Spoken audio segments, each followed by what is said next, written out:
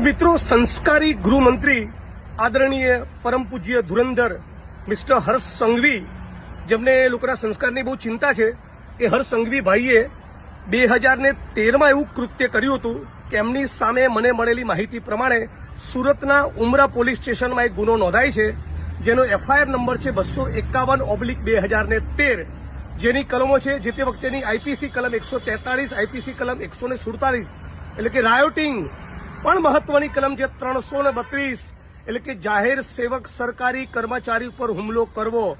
જી હા, ગુજરાતના નાયબ મુખ્યમંત્રી હોમ મિનિસ્ટર હર્ષ સંઘવી ઉપર 2013માં સુરતના ઉમરા પોલીસ સ્ટેશનમાં એફઆઈઆર નંબર 251/2013 દરમિયાન આ કલમ 332 હેઠળ એક સરકારી કર્મચારી પર હુમલો કરવાનો ગુનો નોંધાયેલો.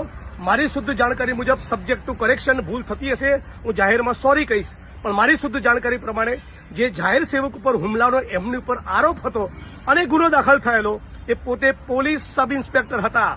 ગુજરાતમાં ભારતીય જનતા પાર્ટીના માણસો જે પોલીસના મિત્રોને મારી સામે ઉશ્કેરી રહ્યા છે, એ લોકો જાણે કે હર્ષ સંઘવી કેટલા સંસ્કારી છે, એમના સંસ્કાર કેટલા ઉજળા છે કે જાહેર સેવક પોલીસ કર્મીની ઉપર હુમલો કરવાનો આઈપીસીની કલમ 332 મુજબ એમની સામે ઉમરા પોલીસ સ્ટેશનમાં જે તે વખતે ગુનો દાખલ થયેલો.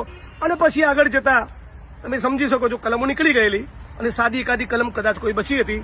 અને બીજા પણ ભારતીય જનતા પાર્ટીના મિત્રોએ પટ્ટા ઉતારી દેવાની વાત એટલા માટે કરી હતી પોલીસના, કે એ એમના નજીકના પરિચિત થતા હતા અમુક આરોપીઓને બચાવવાની વાત હતી. મારા કિસ્સામાં એવું નથી. જે દારૂ જુગારના ડ્રગ્સમાંથી કમાઈ એના પટ્ટા ઉતારવાની, એમને સસ્પેન્ડ કરવાની વાત કરી હતી. એટલે આટલી એક વાત સમગ્ર ગુજરાતની મીડિયા અને સમગ્ર ગુજરાતની જનતા સમક્ષ રજૂ કરવા માંગુ છું. આશા રાખું છું કે આ વિડીયો સંસ્કારી મંત્રીને ખૂબ પસંદ આવશે.